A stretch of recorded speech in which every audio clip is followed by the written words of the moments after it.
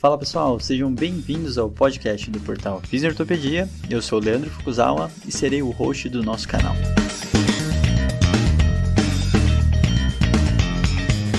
Esse podcast tem como função ressignificar o papel do fisioterapeuta em tempos modernos.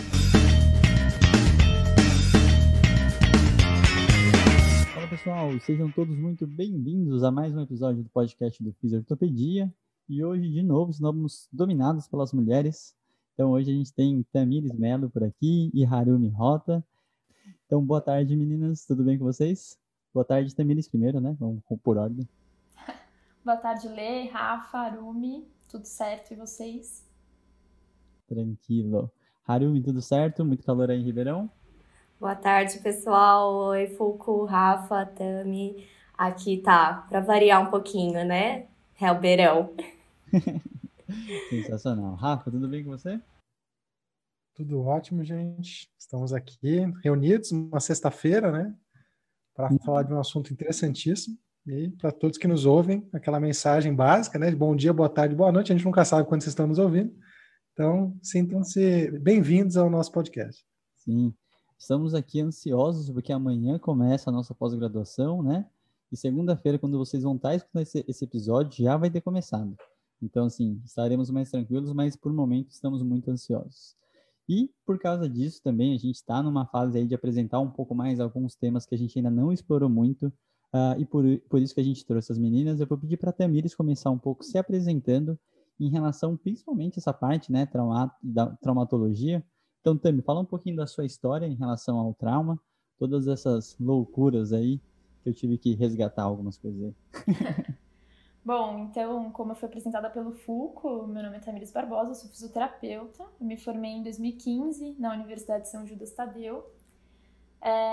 Acho que na época que eu me formei assim na São Judas não tinha muito como fugir da ortopedia, né? A maioria dos professores tinham relação com o orto, a gente vivia um curso que foi idealizado pelo professor Rubens com o SEMAN, então muita terapia manual, falava-se muito de orto mesmo, assim, então não foi diferente comigo, acabei sendo influenciada positivamente, né, para seguir esse caminho. Então, ainda na graduação, assim, tinha muita vontade de conhecer a Santa Casa, né, acho que eu não conhecia muitas outras pós, conhecia muito a Santa. Então, eu fui me preparando com os anos da graduação para prestar quando eu terminasse. E aí, no último ano, acabei prestando o Instituto de Ortopedia e Trauma, né, do Hospital das Clínicas da Faculdade de Medicina da USP. E prestei também musculoesquelética na Santa Casa.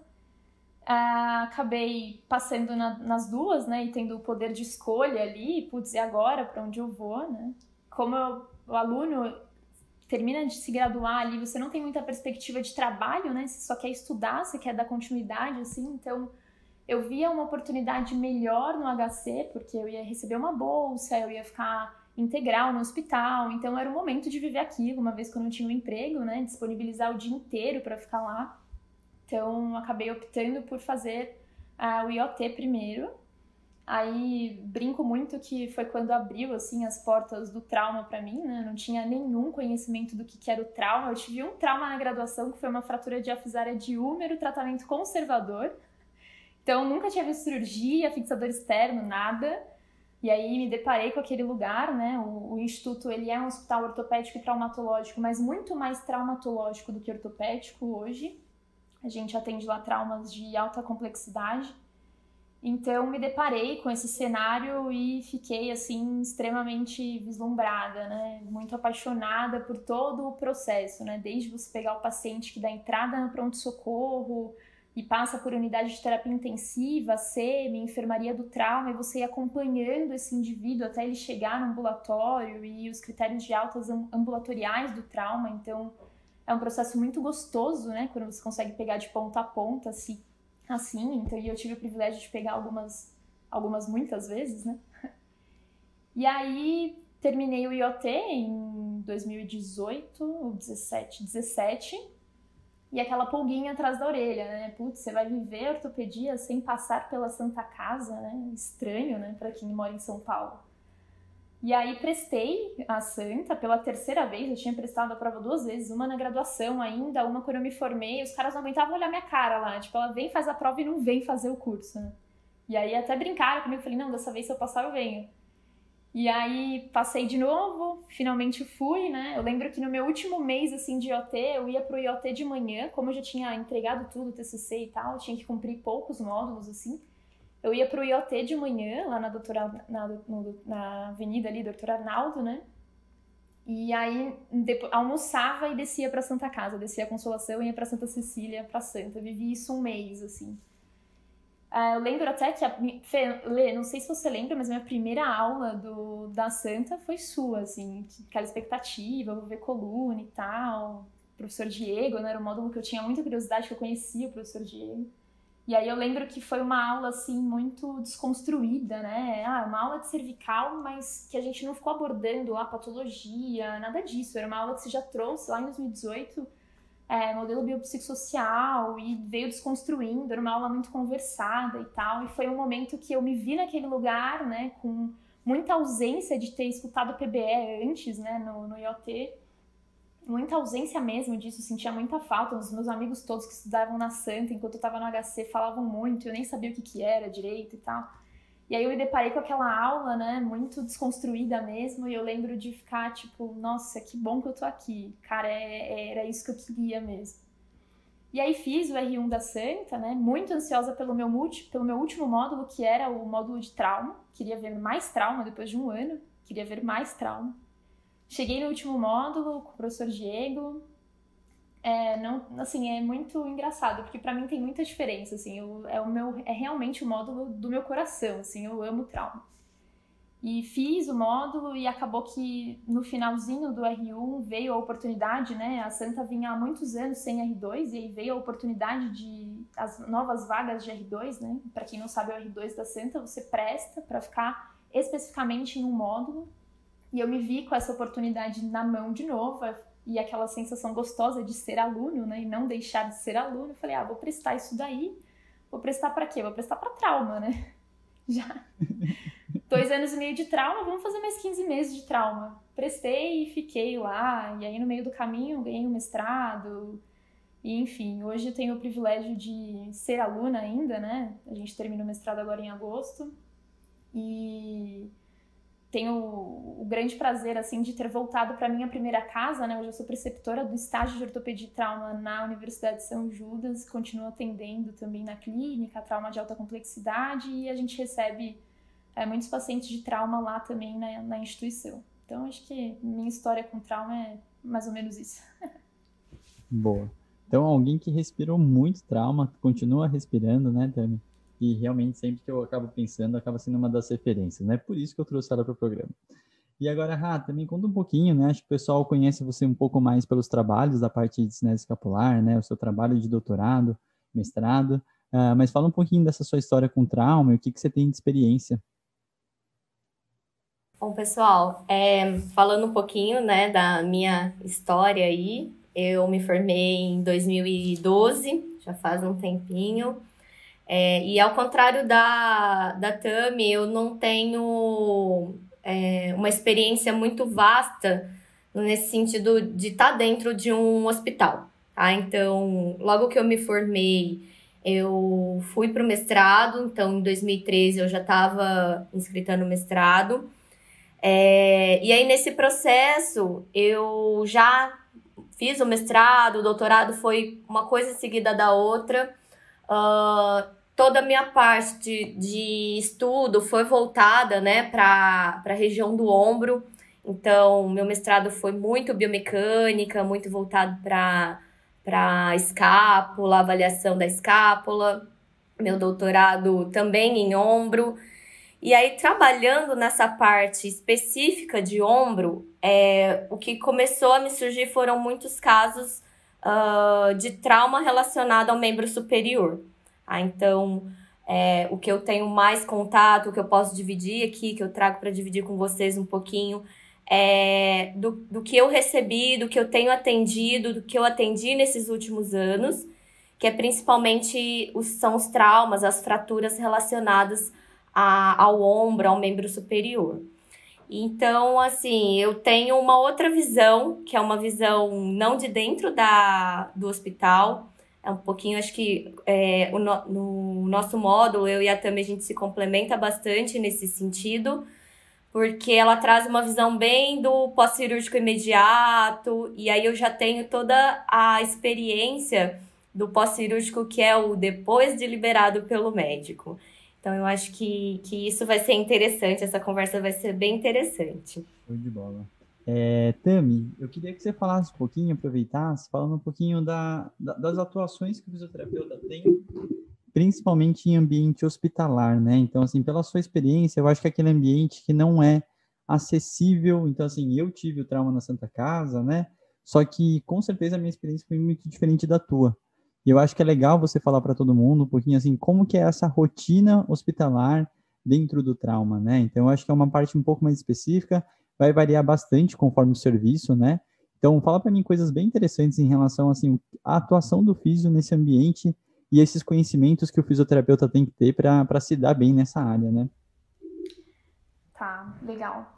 Eu acho que é uma desconstrução, assim, né? Primeiro de tudo, você lidar com o paciente de alta complexidade dentro de um ambiente hospitalar é uma desconstrução, porque eu acho que a gente tem...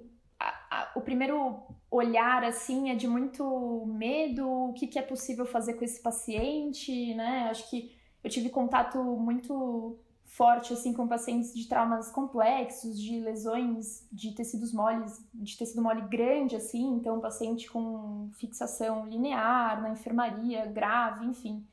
E aí você olha aquele cenário, né, que não é muito agradável, assim, aos olhos, e você pensa que não existe muitas coisas a serem feitas, né? O que eu faço com esse paciente, né?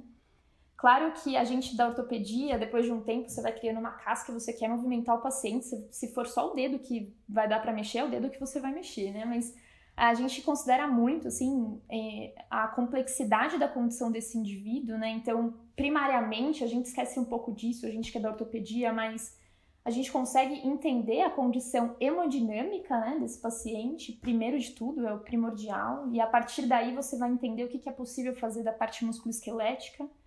Mas o legal, assim, de ter vivenciado tudo isso e ter aprendido as diferentes cirurgias, as diferentes condições que o paciente pode apresentar ali, né? Acho que são todas variáveis importantes de serem entendidas pelo clínico, né? Que tudo depende de qual cirurgia esse paciente fez, depende de qual é a condição dele naquele momento, depende de qual material de síntese esse paciente está utilizando, né? Tudo isso vai nos nortear quanto à carga, quanto à possibilidade de mobilizar ou não, de colocar em pé ou não, de sentar esse paciente ou não. Então, quando a gente vai entendendo todos esses recursos diferentes, né, todas essas variáveis que a gente pode encontrar nesse paciente, a gente vai observando que muito do que a gente achava que não é possível fazer, na verdade é muito possível fazer, né? Então, dentro da enfermaria, a gente usa muito da criatividade para fazer distribuições de cargas de forma segura, adequada para aquele paciente, para mobilizar aquele paciente. Educa-se muito, né, a forma correta desse paciente se levantar, dele se movimentar ali no leito, dele ir até o banheiro, usar o dispositivo auxiliar. Então, muita educação, muita orientação para esse paciente, mas apesar de amedrontar um pouco, assim, né, o clínico, quando ele olha aquela cena do paciente, é importante a gente entender que pode ser feito muita coisa com ele, muita coisa, né? A gente até brinca que o fisioterapeuta, na Santa é um pouco separado isso, então entre o físio, o aluno que só vai mexer na parte hemodinâmica, que é o aluno da cardio-resp, e depois entra o aluno da orto, né? E aí o aluno da orto vai, mexe, põe em pé, mobiliza. E o aluno da cardio não, né? Ele tem mais receio, porque ele olha aquele monte de exame, aquele monte de radiografia, tomo, com um monte de material de síntese, e ele pensa, nossa, eu não vou mexer nesse paciente que eu vou soltar tudo isso aí, né? E depois a gente vai entendendo que não, que uma vez que esse paciente ele está operado, né? Uma vez que essa fratura ela está estável do ponto de vista estrutural, a gente tem mais segurança e entende que se ele operou para mexer, ele operou para em algum momento sentar, ficar em pé, né? E cabe ao clínico, de forma segura, bem orientada, com cautela e dentro das possibilidades, né, que são inúmeras para o paciente do trauma, entender os momentos de evoluir com isso, mas com certeza buscar a evolução disso. Então, acho que basicamente isso, assim. E é muito interessante, né, Tami? Porque, ainda mais pela experiência da Santa Casa, acho que não ia ter igual. A gente pega muito aquele paciente que saiu na reportagem do SPTV e ele tá lá no teu leito, né? Porque a Santa Casa ia ter um centro de referência. Então você acaba pegando muita história e é um paciente que a primeira coisa que tem que pensar, né, é a questão do risco de vida. Então, a questão do politraumatizado, principalmente, né? Eu acho que muitas vezes a cirurgia não acontece da forma mais ideal de primeiro momento, porque o mais importante é manter o paciente salvo. Então, esses são outros critérios que acabam sendo utilizados, né? Mas eu acho que é uma das coisas que só a experiência, né, da vivência do hospital, que deixa a gente tão, vamos pensar, calejado para não ter medo desse tecido, do tipo, colocar uma carga, né? Aquele paciente que está lá no leito, e você fala assim, não, vamos sentar, vamos pisar, pode, né? Então, no geral, a gente sabe que um cenário de hospital tem muito de pessoas que são especialistas em respiratória e acabam tendo algum contato com pacientes de trauma e nem sempre chega daquele jeito que a gente gosta, né? E aí eu vou pedir até para a Ra falar um pouquinho dessa parte, de como que chega esse paciente, né? Quais são essas crenças, expectativas, o que que a gente tem que trabalhar para que na hora do consultório a gente talvez, né, qual que é esse cenário do paciente no consultório se ele for mal orientado e não passou por um serviço como a Tami falou? Bom, falando no sentido de como esse paciente chega para mim no consultório, geralmente ele vai ficar um período imobilizado, né? O paciente ele realiza o processo cirúrgico e assim que ele tem liberação do médico para a realização da fisioterapia, e eu tô falando em ambiente clínico, tá, gente? Porque a gente sabe que os pós-cirúrgicos hoje, a gente consegue fazer a intervenção imediata dentro do leito. Então, quando eles chegam na clínica, esses pacientes, eles vêm com uma carga de medo de movimento muito grande, tá? Então, eu acho que as orientações que devem ser realizadas nesse período pós-cirúrgico, pós-cirúrgico imediato, elas são importantes, elas devem ser feitas. A Tamiris até comentou, né, que muitas vezes os próprios profissionais, eles têm um pouco de receio, eles ficam com medo de pegar esses tipos de casos. Então, isso vai interferir no quanto de confiança você vai passar para o seu paciente em ele estar apto ou não para realizar determinado movimento. Então, esse paciente, quando chega na clínica, se ele não tiver tido uma boa orientação, é um paciente que ele vai te questionar o tempo todo se ele pode ou não fazer aquele movimento. Muitas vezes, ele está no período ok para ter o ganho da amplitude de movimento, ele pode ter a descarga de peso, ele pode fortalecer, mas o medo que ele tem de fazer isso é tão grande que ele acaba não fazendo. Então, eu acho que uma das coisas importantes, né, um dos fatores importantes que influenciam no tratamento clínico, na clínica, seriam essas orientações relacionadas ao medo, ao período, né, de consolidação, se ele está apto, se ele não está apto. Então, acho que isso é um fator importante, principalmente para a progressão desse paciente no ambiente clínico. E aí é uma parte muito interessante, né? Nada mais é do que todos os conceituais que hoje a gente dá nome por causa do modelo biopsicossocial, né? Então, assim, já vem isso, é uma natureza do trabalho do trauma, eu acredito, mas eu acho que realmente falta investigar com mais detalhes isso. Eu até vou perguntar para a Tami qual que é esse cenário da literatura, né? Eu sei um pouco de como que está essa situação, converso bastante com bastante pessoas, mas Tami, fala um pouquinho, pessoal, como que é essa literatura, né? Porque todas essas dúvidas que a gente tem de coloca carga, não coloca, se a gente tem ensaio clínico que responde isso, se os estudos são grandes, são pequenos. Fala um pouquinho do cenário da literatura, da traumatologia. A gente tem, né, como eu sempre falo, né, uma resposta que responde tudo para o trauma é o depende, né, que tudo depende mesmo da complexidade dessa fratura, do material de síntese utilizado, enfim, se teve alguma complicação cirúrgica ou não. A gente tem evidenciado, né, na literatura de forma muito clara que existem materiais que são mais seguros e que oferecem para o paciente uma condição prognóstica facilitada, digamos assim. Vou dar um exemplo aqui. de uma fratura diafisária de membro inferior, de osso longo, fêmur ou tíbia, a gente pode usar ou uma placa e parafuso para esse paciente ou uma haste intramedular, né? Esses materiais de síntese, eles têm muitas diferenças entre si, né? Para você fazer uma incisão para uma haste, você tem uma ferida operatória de 2, 3 centímetros, minúscula. E a haste, ela oferece uma condição para esse paciente de carga precoce, né? Você pode, no primeiro PO, segundo PO, colocar o paciente em pé, colocar o paciente para deambular, colocar carga, e a gente sabe que a carga para o tecido ósseo ela é importante para o processo de consolidação. Então, a haste, ela é considerada padrão ouro para o atendimento de uma fratura diafisária de osso longo. Por quê? O risco de não união desse osso, né, pseudoconsolidações, pseudoartrose, o risco de má união ou o risco de infecção para esse paciente é muito inferior. Se você pega uma placa, a ferida operatória desse paciente tem 10, 15 centímetros, né? Você vasculha o tecido para alcançar a fratura, para conseguir posicionar a placa. O paciente fica um longo período de tempo sem colocar o pé no chão, sem carga, e a carga ela é realmente importante para o tecido ósseo. Então, existem diferenças de materiais de síntese, né? E isso é muito claro na literatura.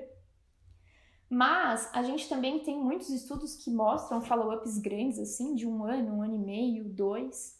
E o desfecho desse paciente lá na frente, ele é equivalente. E a gente que vem de um histórico, né, de hospital público, e a gente sabe que o recurso ele é muito inferior, a gente vem de muitos pacientes de placa e parafuso, né? E porque é mais barato. E aí eu fico sempre pensando, né? Não tem diferença, assim, do atendimento. Se você sabe o curso para esse material de síntese, né? Se você sabe a evolução de carga de forma correta, que esse paciente vai começar com cadeia cinética aberta, e a carga ela é jogada para 8, 10, 12 semanas, depende da condição dessa fratura, depende do posicionamento da placa, e esse paciente vai evoluir de forma muito mais lenta, né? Se ele recebeu uma condição boa de profilaxia mesmo, profilaxia de antibiótico-terapia pré-pós-operatório, isso diminui o índice de infecção, heparina, enfim, né? Se ele recebe todo esse tratamento de forma adequada dentro do hospital, ele vai ter uma reabilitação equivalente ao paciente da haste. Se a gente conseguir evoluir tudo certinho, ter o conhecimento de evoluir de forma adequada esse paciente dentro desse cenário, lá na frente o desfecho para os dois é o mesmo. Claro que, né, a haste do paciente ele alcança os objetivos muito mais rápido, mas quando a gente pensa em custo-benefício e observa essa condição, né, dentro de um hospital filantrópico grande como a Santa Casa, um hospital público como o HC, a gente pega muito paciente de placa e a gente evolui assim, de forma adequada para ambas as situações, assim. Tudo depende muito de como que o clínico vai lidar com a evolução desse paciente de acordo com o que ele tem, né? A gente sempre lida com o que tem. Eu particularmente atendo pacientes de trauma, assim, é muito legal porque o conhecimento técnico do material de síntese talvez seja o grande enfoque de quem quer trabalhar com a parte de trauma, né? Então, você entender toda a parte da bioengenharia que a Tami acabou de falar é uma parte essencial para entender realmente todas essas evoluções, né? E aí, puxando um pouquinho para fora, mas falando e puxando o Rafa para falar até um pouquinho da parte de dor e tudo mais, né? Rafa, qual que é a diferença de... Brincadeira. Como que ficaria essa parte da dor pós-traumática, né? Eu acho que tem uma agressão tecidual muito grande. Eu acho que tem um processo na IASP, né? A gente tem um special group específico para isso também, né? Fala um pouquinho qual que seria essas preocupações que a gente deveria ter e o que você consegue acrescentar aí. Eu acho que uma coisa legal de se falar, né? Eu não tenho tanta expertise em trabalhar com pacientes com dores pós-traumáticas, mas acho que tem umas coisas legais para a gente pensar em incorporar conceito de ciência moderna da dor nesses pacientes. A maior parte dos pacientes agudos vão ter um predomínio de dor, principalmente nociceptivo, talvez até neuropático, né?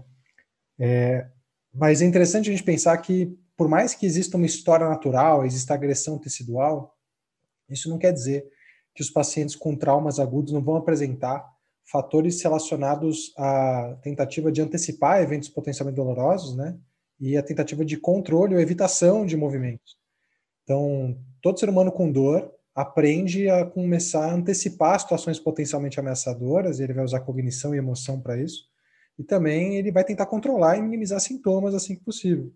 Então, acho que o que as duas falaram, tanto no ambiente agudo de trauma quanto às vezes num pós-operatório, é que talvez o nosso papel vá além de entender, inclusive, a estrutura, né? E nesse caso a estrutura é muito importante, inclusive talvez seja o principal driver de nocepção e um dos principais componentes relacionados à dor do indivíduo. Mas a gente tem que lembrar que seres humanos vão sempre ter outros fatores influenciando nessa dor, né? Um conceito interessante, por exemplo, que é a ideia de tolerância. A gente fala muito de limiar de dor, né? Que é aquele ponto onde a pessoa começa a sentir dor. Mas a tolerância é um ponto psicológico onde o paciente ele não tolera mais sentir dor a partir daquele ponto. Isso pode fazer com que esse paciente pare de fazer um exercício, ou não tope fazer algo que o físio está pedindo, ou evite fazer até uma tarefa, porque dói mesmo. Mas o interessante é que a tolerância ela não diz respeito com o limite de adaptabilidade do tecido. Ela diz respeito com um ponto psicológico que o indivíduo entende que não dá mais para ir além disso. E a literatura vem trazendo para a gente que um dos principais mediadores da tolerância é a percepção de controle que ele tem sobre a origem do sintoma, ou a autoeficácia. E nós temos um papel fundamental, né, em modelar essa relação. Porque o paciente naturalmente tem medo, faz sentido ter medo de se movimentar, é o senso comum ter medo de se movimentar. Mas à medida que vem um fisioterapeuta, como a Tami falou, muitas vezes especialista em musculoesquelética, e começa a mostrar que, tá, a gente tem que ter cautela, mas dá para se movimentar, gradualmente, né, você vai trabalhando coisas que vão além do tecido, que vão além de força e mobilidade. Você começa a trabalhar construtos que são psicossociais e que influenciam na tolerância e vão influenciar em como ele vai reagir ou antecipar situações dolorosas e vai também reagir ou influenciar como ele vai se comportar perante elas, né? E por que isso é importante? Porque, bom, a gente falou no episódio de fibromialgia sobre dores crônicas, né? E nós temos dores crônicas primárias pela nova classificação, são aquelas onde a dor em si é uma doença, né? E a gente não tem que procurar uma causa adjacente a ela, né? É uma dor crônica primária na lombar musculoesquelética. Ponto. Não por conta de uma hernia de disco, não tem essa segunda parte. Mas existem as dores crônicas secundárias, né? E dentre elas, da musculoesquelética, existem as dores pós-traumáticas crônicas. Então, tem pacientes que vão iniciar com um trauma, um processo de cirurgia, e vão evoluir disso para uma condição de dor crônica. Então, inicialmente, a dor é um sintoma, e ao longo do tempo ela passa a ser uma doença. E quais são os preditores? Né? Quais são as variáveis, as características que mais aumentam a probabilidade de um paciente que tem um trauma evoluir para um quadro de dor crônica musculoesquelética secundária pós-traumática ou um paciente que foi operado evoluir para um quadro de dor crônica pós-operatória? Normalmente são fatores relacionados, de novo, a aspectos cognitivos e emocionais, né? A literatura vem mostrando isso para a gente. Fatores relacionados ao funcionamento dessa via de controle noceptivo, né, dele. Então, um dos maiores preditores de dor pós-cirúrgica que a gente tem hoje é um CPM alterado, é uma alteração na capacidade de analgesia endógena, né, inclusive não só em ortopedia, inclusive em cirurgias oftalmológicas, o CPM prediz, né, a resposta à dor que a gente vai ter no pós-cirúrgico e tem grupos aí usando esse dado para modificar condutas analgésicas pós-cirurgia. Então, eu estou falando isso porque, assim como em outras áreas, a gente muitas vezes, talvez o trauma, se vê como um papel muito limitado à estrutura, e a estrutura tem um papel importante, a manutenção da ADM, o ganho de força, eu acho que tudo isso é diferente de um paciente com dor crônica, que eu tenho mais experiência. Nesses pacientes, isso fica muito pungente, né? Que isso é importante, isso é um dos focos do tratamento, mas ao botar essa pessoa para se movimentar, a gente tem que entender e assumir que a gente talvez esteja mexendo em outras coisas que vão fazer diferença quando esse paciente chega lá na Harumi, né, que vão fazer diferença quando esse paciente está 3, 4, 5 meses depois do trauma. Né, porque não trabalhar bem ele no começo pode manter fatores ali de antecipação em excesso, né, de ameaça em excesso com relação ao movimento, e fazer com que esse paciente desenvolva uma série de estratégias comportamentais para evitar que doa, né, e para se proteger, que não tem prazo de validade para acabar, né? É aquele paciente que a gente vê no consultório musculoesquelético que torceu o pé há 2 anos, está com bracer ainda. Para quê? Então, é um comportamento de proteção que não tem prazo de validade para acabar, e o problema é que ele traz consequências, né? Eu acho que no trauma é um evento com uma característica emocional muito forte, né? E ele traz isso com ele. Os pacientes que passam por trauma têm fatores psicossociais muito importantes, né? Então, enfim, para não me delongar aqui, a mensagem aqui, a gente não pode esquecer que o ser humano é multidimensional, mesmo em situações e contextos onde o tecido se exalta. Né? A gente não pode esquecer disso, assim, que as nossas intervenções vão mexer nessas coisas também. E eu acho interessante até para acrescentar, né, o conhecimento da parte de educação em dor e o processo de educação do paciente em relação ao caso dele está muito relacionado ao conhecimento biológico no trauma, né? Então, assim, se eu não consigo passar para o paciente de uma forma que não seja assustadora, né, é um paciente que vai ter um receio e um medo daquele parafuso soltar, aquela dor que persiste, ele vai falar assim, minha placa, será que ela está bem posicionada? Então ela não entende, ele não entende. Eu acho que muitas vezes o grande vilão, não diria, mas o grande culpado que interferiu, o mediador, é nós, fisioterapeutas, que não conseguimos dar segurança suficiente para o paciente. Falar para ele, vai, que está tudo bem, não é a grande chance, né? Então, assim, você precisa conseguir fazer ele vivenciar a situação de segurança para realmente ele sentir que ele pode, né? E essa autoeficácia que o Rafa falou, acabar aumentando, né? Então, isso é uma das coisas mais importantes. E aí também tem uma parte que é muito interessante, eu acho que muito o ser humano, no geral, ele tem medo da cirurgia, né? E aí, assim como a Tami falou, muitas vezes a cirurgia é o inverso, ele dá mais segurança. Mas aí eu vou puxar para Harumi primeiro, depois para Tami, em relação à parte do tratamento conservador versus cirúrgico nos traumas. Eu acho que esse é um tópico que a gente sempre discute com diversos pacientes. Tem muito paciente que vem, liga, fala assim, eu tenho que operar mesmo? Né? Porque para ele, muitas vezes, o conservador parece mais interessante porque não passa por cirurgia, né? E, na real, isso tem muitas variáveis que vão interferir. Então, Rafa, fala para mim um pouquinho dessa discussão de conservador versus cirúrgicos com o paciente em especial, tá? E depois a Tami complementa também. Bom, a gente fala que fisioterapeuta, né, tem essa ideia de que o fisioterapeuta não gosta de cirurgia, mas a gente sabe que em alguns casos existe a necessidade de que se realize o procedimento cirúrgico. Então, tanto para casos, por exemplo, osteoartrose de quadril, a gente já tive casos em que foram tratados conservador e não evoluiu bem pelo período que recebeu esse tratamento. O paciente tinha várias outras complicações dentro do modelo biopsicossocial. Tinha uma crença muito grande de que a cirurgia ia ser a melhor opção. Então, essa conversa de vamos tratar conservador e vamos tratar cirúrgico, ela tem que ser muito bem estabelecida, primeiro com o paciente, no sentido de qual é a preferência dele, o que ele quer fazer. Porque muitas vezes eles vão ser indicados para tratamento conservador, mas muitos desses pacientes eles não acreditam que isso vá ser bom ou que vá resolver a situação. No caso do trauma, especificamente, a gente sabe que existem alguns níveis, né, de lesão que são ou não indicadas para cirurgia. Então, traumas em que você tem o envolvimento de muitas partes, envolvimento de muitas estruturas, em que você tem deslocamentos muito grandes.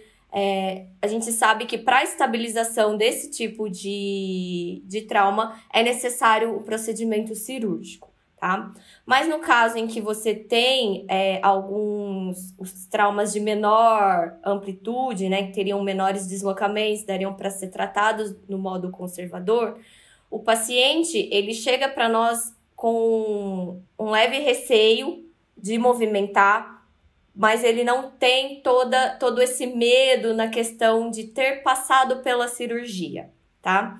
Mas ele chega com essa ansiedade de pensar que ele pode vir a passar por esse processo, porque é orientado a ele que ele vai fazer o procedimento conservador e que aí isso será avaliado ao longo do processo, se existe ou não essa necessidade futura dele realizar o procedimento cirúrgico. Tem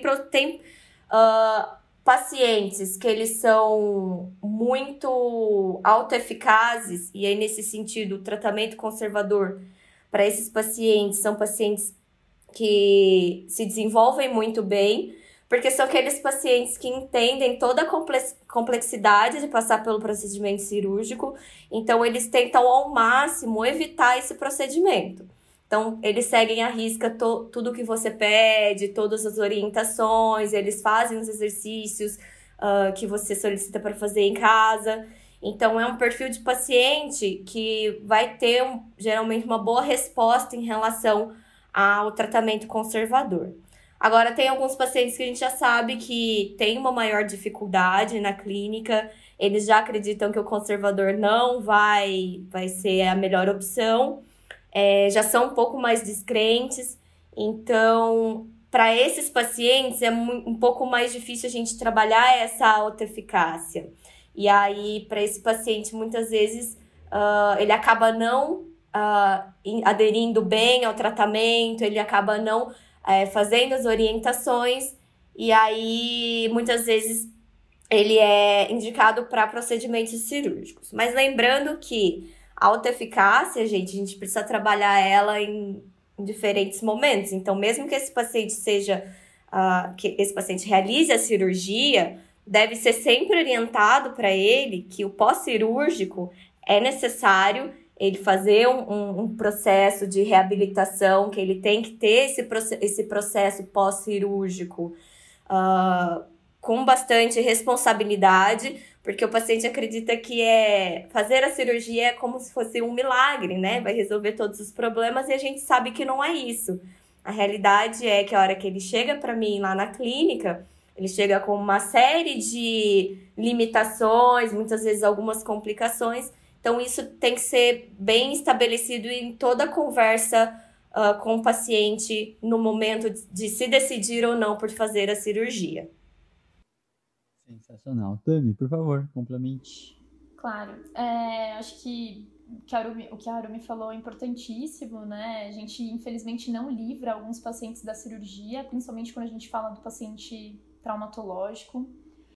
A gente tem algumas indicações, né, que são diretrizes importantes, que são consideradas quando o paciente dá entrada no hospital, da All Foundation, né, que a gente busca entender se esse trauma ele é possível ser reduzido ou não, com tratamento cirúrgico ou conservador, se esse paciente ele tem lesão vascular ou não, né, lesões vasculares sempre tornam o caso muito mais complexo, porque você não tem como alimentar aquele osso para que ele se regenere. A possibilidade, né, de fixação, condição hemodinâmica desse indivíduo. Então, normalmente, tudo isso é prezado nesse momento, mas na minha experiência, assim, a maioria dos pacientes com que eu lido são pacientes que passam por cirurgias porque são traumas um pouco mais complexos, né, e envolvem aí lesões vasculares importantes que dificultam muito a condição de prognóstico deles. Então, para esses pacientes com trauma mais severo, a cirurgia, ela é uma boa indicação, né? Mais seguro que o paciente seja operado. E para os traumas mais tranquilos, assim, a gente encontra também muito tratamento conservador, mas na minha prática, assim, muito mais pacientes que são submetidos realmente à cirurgia. Eu vou pedir, fazer uma última pergunta para a Tami e última para a Harumi, tá? Tami, fala um pouquinho, que eu acho que uma das coisas que no trauma não pode deixar escapar é uma boa relação com o médico, né? Então, assim, o procedimento cirúrgico, quem faz, independente do quanto você saiba, não é você. Então, essa conversa com o médico de forma muito clara é uma das coisas mais essenciais, né? Então, assim, dá uma dica aí, que eu acho que muitos fisioterapeutas têm essa dificuldade de lidar com médicos. Depende muito do centro que você trabalha também, né? Onde você está vivendo e tudo mais. Então, por favor, também fala um pouquinho dessa relação fisioterapeuta-médico, né? E se você tiver dicas aí para um bom relacionamento. Bom, a gente entende, primeiro, que o trauma ele é uma coisa meio clássica, né? Não tem diagnóstico diferencial. O diagnóstico do trauma é um diagnóstico preciso, né? Ele é diagnosticado facilmente, radiografia, o exame mais barato, o exame de imagem fácil de fazer, barato, já diagnostica esse paciente. E o que eu acho, assim, a minha percepção em relação ao clínico mediante esse diagnóstico é que talvez fique na cabeça do fisioterapeuta, né, aquela imagem daquele osso na radiografia destruído, fraturado, e às vezes, muitas vezes, eu acredito que o clínico ele se esquece que esse paciente ele está dentro de um complexo fraturado, né, que dificilmente a lesão ela é somente no tecido ósseo. Então, eu acho que isso tem que ser muito considerado, a conversa com o médico é extremamente importante em relação a isso, né? Uma boa avaliação das condições neurais desse paciente também é importante.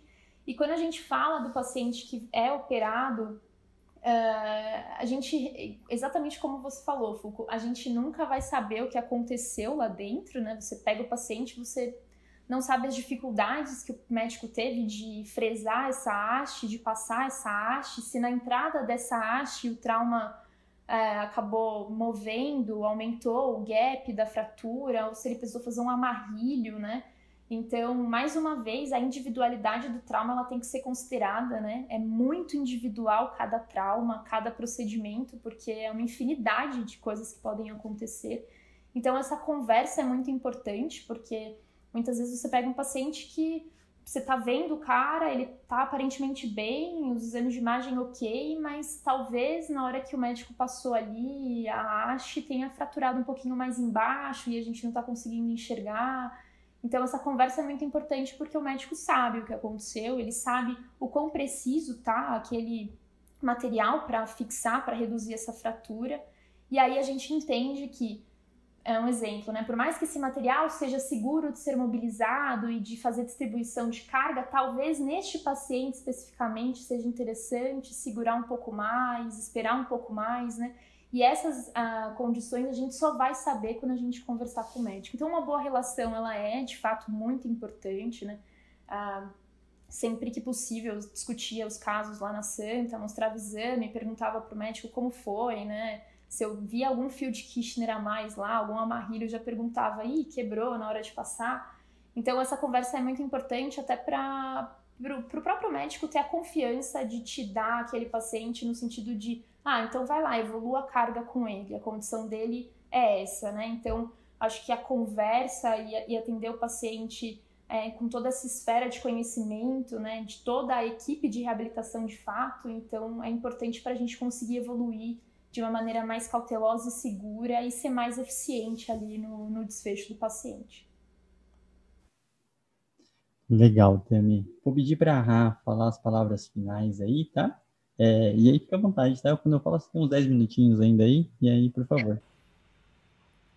Bom, só para complementar a fala da Tami em relação a esse contato, né, com o médico, a gente sabe, ultimamente, a gente abriu algumas caixinhas de pergunta e geralmente as dúvidas maiores relacionadas a todo procedimento pós-cirúrgico, as pessoas elas estão muito preocupadas naquela receitinha de bolo. Então, em saber com quanto tempo que eu começo a fazer a descarga de peso, com quanto tempo eu começo a ganhar amplitude de movimento, com quanto tempo eu começo a fortalecer. A gente sabe que a literatura, para as diferentes regiões do corpo, para as diferentes articulações, elas vão trazer aí uma noção de tempo baseado em toda essa questão tecidual, mas como a Tamires comentou, é individual. Então, quando você tem o seu paciente pós-cirúrgico, principalmente do trauma, são pacientes em que, se você não tiver esse contato direto com o médico, entender qual foi o procedimento, quais foram as estruturas, qual foi toda essa complexidade que envolveu esse processo cirúrgico, a gente não consegue trabalhar com tempos, tempos de mínimo, tempo de máximo, que esse paciente ele vai ficar na fisioterapia. Então, a gente começa a entender que existe uma necessidade de se ter essa conversa aberta entre os profissionais e que, acima de tudo, a gente entender que esse paciente, ele é multidimensional, como a gente vem conversando. Então, que além de toda essa carga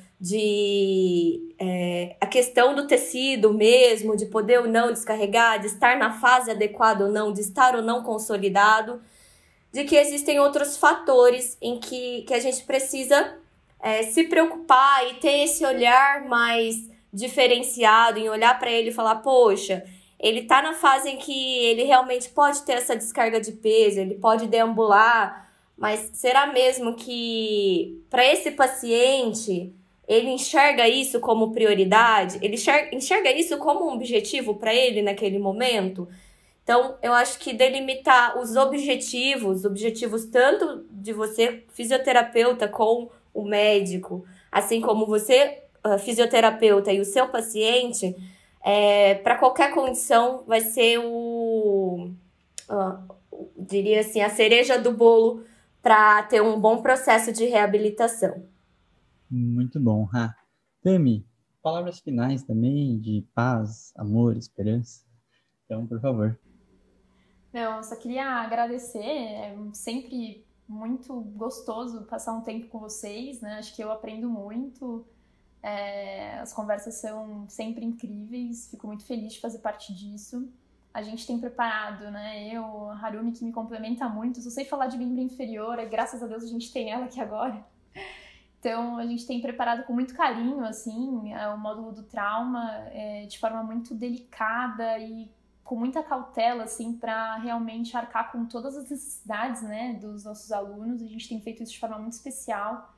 E eu espero que os alunos curtam aí, gostem do conteúdo e, enfim, que eles aprendam um pouco de trauma com a gente. Legal. Bom, lembrando também que tem a Maitezinha, né, que vai ajudar na parte de cotovelo e punho-mão, na parte de trauma, né, então um grande beijo para a Maite. Muita gente no podcast, é sempre difícil de organizar, então a gente sempre tem no máximo 2 pessoas por isso, tá? E realmente, acho que o trauma é outra área que a gente está querendo trazer para expandir um pouco a visão do fisioterapeuta. Eu acho que, na minha opinião, falta muita gente trabalhando especificamente com trauma, e isso acaba influenciando total na literatura, no mercado, em como que a gente ganha espaço dentro de lugares específicos, né? Então a gente precisa de gente qualificada nisso. Cada vez que a gente consegue armar com informação de qualidade, assim, a fisioterapia tende a expandir, tá? Alguma palavra final? Bom, só queria agradecer mesmo o convite, a oportunidade de estar aqui conversando com vocês. É sempre muito bom ter esses momentos em que a gente consegue expressar um pouquinho do que a gente vivencia, né, e tentar clarear isso um pouquinho na cabeça das pessoas. E é o que a gente tem tentado dentro do módulo, tanto de trauma quanto dentro do fisiortopedia, de trazer um pouco da nossa experiência e tentar fazer com que esse universo, né, tão complexo, aparentemente, ele não fique tão complexo assim. Então, queria agradecer muito o convite, a presença de todos. E a gente se encontra, então, no nosso módulo de trauma para falar um pouquinho de ombro. Muito bom. A gente vai depois separar um material, uma literatura básica aí de trauma, pedir para a Tami e para a Rá, tá? Rafa, muito obrigado, não esqueci de você, tá? Fique sempre tranquilo. Muito obrigado aí. Minha participação especial era só espetáculo de dor, assim, a experiência de trauma é nula. Eu atendia pacientes que desenvolveram síndrome complexa de dor regional depois de um trauma. Essa é a minha experiência com trauma. A vida do Rafa com trauma é uma coisa que melhor a gente deixar quieto aqui, né? Mas...